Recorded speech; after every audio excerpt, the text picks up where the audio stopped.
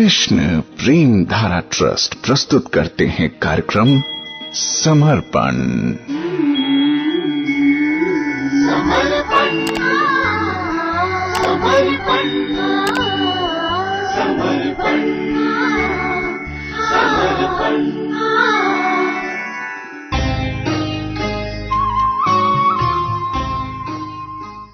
कार्यक्रम समर्पण में आपके साथ हूँ मैं प्रेम धारा। नमस्कार, कैसे हैं आप? आप सुन रहे हैं भवाटवी के बारे में, इस जगत की असली प्रकृति के बारे में। ये जगत भूल भुलैया है, ऐसा जैसा कि कोई गहन वन हो, बहुत घना जंगल, और उसमें इंसान सुख ढूंढे, उसमें इंसान तरह तरह का आनंद ढूंढे, लेकिन वो वहाँ फंसा रहे, निकलना चाहे तो भी निकल ना पाए। तो ऐसी भवाटवी कैसे भटकाती है एक जीवात्मा को, जो कि सनातन रूप से अंश है परमानंद का, भगवान का। वो जीवात्मा अपनी अविद्या, अपनी अज्ञान के कारण कैसे भटकता है, यही है भवाटवी। आज श्रीमद् भागवतम के पंचम स्कंद के 14वें अध्याय के 21वें श्लोक में इसी भवाटवी के बारे में और भी बता रहे हैं। इस श्लोक को सुनिए। कह रहे हैं, कदाचिद भग्न मानदंष्ट्रो दुर्जन दंद शुकैर लब्ध निद्राक्षणो व्यतीत हृदय नानुक्षीयमाण विज्ञानो अंधकूपे अंधवत पतति। कह रहे हैं कि कभी कभी भौतिक जगत रूपी वन में बद्ध जीव सांपों और अन्य जंतुओं जैसे ईर्ष्यालु शत्रुओं द्वारा बहुत ही ज्यादा दंशित होता रहता है। शत्रु इतनी ईर्ष्या करते हैं कि बद्ध जीव का सारा घमंड चूर कर देते हैं, और इसीलिए वो इतना चिंतित हो जाता है कि चिंता के कारण उसे ठीक से नींद तक नहीं आती। इस प्रकार वो अधिक दुखी होता जाता है और धीरे धीरे अपना ज्ञान और चेतना खो बैठता है। उसकी दशा उस स्थायी अंध व्यक्ति के समान हो जाती है जो अज्ञान के अंधकूप में गिर गया हो। तो यहाँ पर देखिए, बहुत सुंदर बात कही गई है। बद्ध जीव का जो अहंकार है ना, ये कि मैं फला फला हूं, मैं सुप्रतिष्ठित हूं, मैं खानदानी हूं, मैं उच्च शिक्षा प्राप्त हूं, और ना जाने ये मैं कैसे कैसे सिर उठाता है। मैं फला फला व्यक्ति हूं, मेरा ये प्रोफेशन है, मेरे जैसा कोई नहीं, मैं ही मैं हूं, दूसरा कोई नहीं। इस तरीके से इंसान अपने मैं के अंदर इस तरीके से उलझ जाता है कि अगर कोई उसकी इस मैं की बुनियाद को हटाना प्रारंभ कर दे तो उसे बहुत ज्यादा तकलीफ होती है। तो यहां बताया है अधिभौतिक दुख के बारे में कि इस भौतिक जगत रूपी वन में क्या होता है कि कुछ ईर्ष्यालु शत्रु उसके इस अहंकार पर चोट करते रहते हैं। जैसे कि कोई गहन वन हो और वहां पर कोई विषैला सांप वो आक्रमण कर दे, दंशित कर दे, डस ले, तो कैसी पीड़ा होती है किसी भी व्यक्ति को।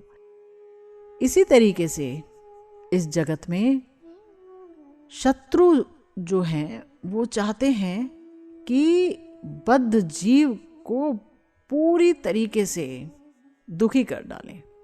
वो उनके अभिमान को रहने नहीं देते हैं, है ना। और देखिए, आप कितने भी भले हों, कितने भी अच्छे हों, लेकिन तो भी बैठे बिठाए शत्रुता हो ही जाती है। देखते देखते शत्रुता हो जाती है। समय का फेर होता है, पता ही नहीं चलता है कौन अपना और कौन पराया, कौन दुश्मन कौन दोस्त। ऐसी हालत हो जाती है। और कभी कभी ये शत्रु कामयाब हो जाते हैं बहुत बड़ा नुकसान करने में। किसी का कोई बिजनेस हो और कोई विरोधी व्यक्ति हो तो वो कामयाब भी हो जाता है उस बिजनेस को चौपट करने में। किसी का घर बहुत अच्छा हो, कोई व्यक्ति बाहरी रूप से सुखी हो और सुख किसी को भाए ना, तो वो कोशिश करते हैं कि भाई मैं चाहे सुखी हूं चाहे ना हूं, पर इसे सुखी नहीं रहने दूंगा। तो वो कामयाब हो जाते हैं दूसरे को दुखी करने में। तो ऐसे दुख को पाकर या अपनी प्रतिष्ठा से नीचे गिरकर, कि कोई बहुत बड़ा वकील था, डॉक्टर था या कुछ और था, लेकिन उसके बाद कुछ ऐसी शत्रुता हुई, कुछ ऐसा हो गया कि उन्हें अपने उस प्रोफेशन से हाथ धोना पड़ा। या कोई दूसरा एग्जाम्पल ले लीजिए। लेकिन हम देखेंगे, हम उदाहरण कुछ भी क्यों ना लें, बाहरी जगत में शत्रु बन ही जाते हैं, बैठे बिठाए। आपने कुछ किया हो उनके लिए या ना किया हो, लेकिन तो भी आ ही जाता है कुछ ना कुछ। तो फिर क्या होता है, फिर आती है चिंता, भयंकर चिंता होती है, भयंकर डिप्रेशन होने लगता है कि अरे उसने मुझ पर चोट की, या उसने मेरे अभिमान को ललकारा, या उसने मेरे कुल को ललकारा, मेरे पैसों पर व्यंग्य किया, मेरे परिवार पर व्यंग्य किया। कैसे बदला लूं, कैसे बदला लूं, कैसे अपनी क्षति को पूर्ण करूं, कैसे फिर से प्रतिष्ठित हों समाज में। वो समझ नहीं पाता है तो टेंशन में आ जाता है और सारी रात सो नहीं पाता है ठीक से, करवटें बदलता रहता है, करवटें। और इससे बहुत दुखी होता चला जाता है। धीरे धीरे चूंकि सारी रात सो नहीं पाता है, हमेशा उसे एक ही चिंता खाई जाती है कि कैसे फिर से अपना खोया हुआ पद वापस पा लूं। तो अपना ज्ञान और अपनी चेतना खो बैठता है और तब वो कुछ भी प्रलाप बकने लगता है। उसकी दशा ऐसी हो जाती है मानो कोई अंधकूप में गिर गया हो, और वो भी अज्ञान के अंधकूप में गिर गया हो। तो देखिए, हमारे शास्त्र हमें कहते हैं कि इस जगत में अगर किसी ने भगवान की भक्ति का सहारा नहीं लिया तो वो अज्ञान कूप में ही गिरा हुआ है। वो उस कुएं में पड़ा रहेगा सदा सर्वदा। अगर वो भजन नहीं करेगा तो, अगर उसे कोई संत जन नहीं मिलेंगे तो, संतों का आश्रय प्राप्त नहीं होगा तो, तब तक तो उसकी हालत यही रहेगी मानो वो अंधकूप में गिर गया जहां रोशनी की एक किरण भी नहीं आती है। तो देखिए, इस दुनिया का जो ज्ञान है वही तो अज्ञान है। इस दुनिया का ज्ञान हमें कहाँ ले जाएगा? हमारे मैं को और ज्यादा पुष्ट कर देगा, हमारे असत के साथ संबंध को और पुष्ट कर देगा और मजबूत कर देगा। और भगवत दुनिया का, भगवान का ज्ञान, आध्यात्मिक जगत का ज्ञान उसे कभी नहीं हो पाएगा। तो जो व्यक्ति भजन करते करते इस भौतिक जगत के ज्ञान से दूर हो जाता है और सरल हो जाता है ना, तो उसकी भी हालत यही होती है कि भौतिक लोग उसे कहते हैं कि ये अपना ज्ञान खो बैठा है, इसे चेतना नहीं है, ना जाने कौन सी दुनिया में रहते हैं। लेकिन वो व्यक्ति अज्ञान के अंधकूप में नहीं गिरता। वो व्यक्ति पूरी तरह से विवेक युक्त हो जाता है, भगवान की कृपा का पात्र हो जाता है और स्वयं वो तरता है और दूसरों को भी तार लेता है। ऐसी स्थिति हो जाती है। लेकिन ऐसी स्थिति किसी किसी की होती है। बहुत भाग्यशाली होते हैं वो लोग जो भगवान की तरफ मुड़ते हैं, जो उनमें विश्वास करते हैं कि हाँ वो हैं और मेरा इंतजार कर रहे हैं कि कब मैं उनकी तरफ मुड़ूं। हाँ वो हैं और मेरी प्रत्येक सांस उन्हीं पर आश्रित होनी चाहिए, लेकिन मैं स्वयं को कर्ता समझने लगा हूं, है ना। और ऐसा सोचते सोचते, ऐसा करते करते अंत आ जाता है, पता ही नहीं चलता है। हम इस अज्ञानमयी दुनिया को ही सच समझते रहते हैं। हमारे आचार्य कहते हैं, अंत के दिन को है घनश्याम, माता पिता बंधु सुत तो लगी, जो लगी जिह कऊँ काम। आमिष रुधिर अस्थि संग जोलों, तोलों कोमल चाम। तौ लगी यह संसार सगौ है, जौ लगी लेही न नाम। इतनी जौ जानत मन मूरख, मानत याही धाम। छाड़ी न करत सूर सब भव डर, वृंदावन सौ ठाम। यानी अंत समय के सहायक केवल घनश्याम है। माता पिता भाई बंधु पुत्र पुत्री ये सब संबंधी तभी तक स्नेह करते हैं जब तक उनका काम होता है ना। स्वार्थ की सिद्धि होती है तभी तक स्नेह होता है। मान लीजिए कोई बहुत कार्य करता हो घर में और वो थोड़े दिनों के लिए बेड रिडन हो जाए, बिस्तर पकड़ ले, तो बड़े बड़े प्यार करने वालों का प्यार हिल जाता है। ये आजमाई हुई बात है ना। कहा गया है कि संबंधियों की बात तो जाने दीजिए, इस शरीर की चमड़ी भी तभी तक कोमल है जब तक शरीर में मांस रक्त और हड्डियां हैं। मांस आदि ना हो तो अपने देह की चमड़ी भी कोमल न रहकर कठोर हो जाएगी। देखा आपने, सुनिए कितनी बड़ी बात कही आचार्य ने कि अपनी देह की चमड़ी तो हमारी अपनी है, अरे वो क्यों कोमल नहीं रहेगी।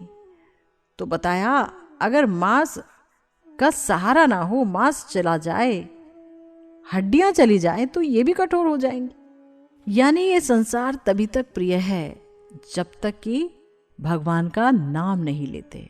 इसीलिए अपने मन को समझाते हैं कि अरे मूर्ख मन, इतनी सब बातें जानता है तो भी इसी संसार को और इसी शरीर को अपना निवास स्थान मानता है। यानी शरीर भी अपना नहीं रहता है ना।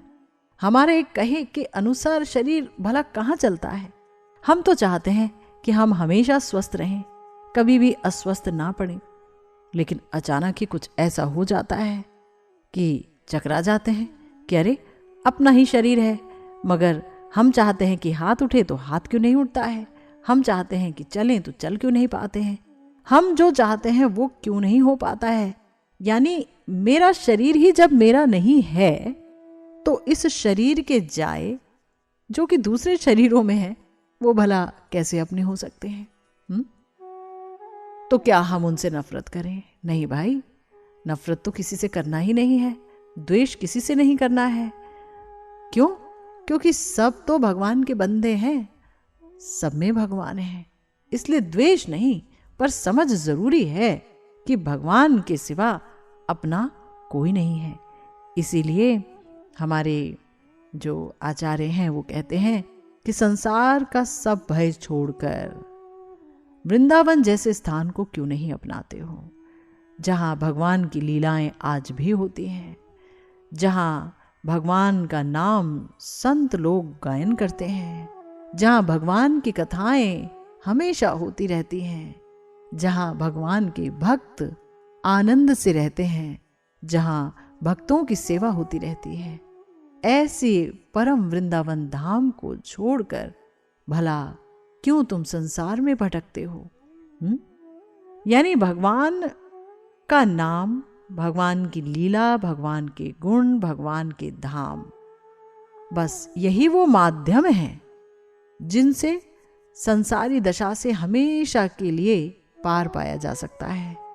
कोई व्यक्ति जीवित रहते हुए नित्य आनंद को भोग सकता है, क्योंकि नित्य आनंद इस जगत में है नहीं। नित्य आनंद है भगवान के श्री चरणों में, श्री कृष्ण के श्री चरणों में, श्री राम के श्री चरणों में। ये जो भगवान है ना, ये ही है समस्त आनंद के आगार, रसो वैसा।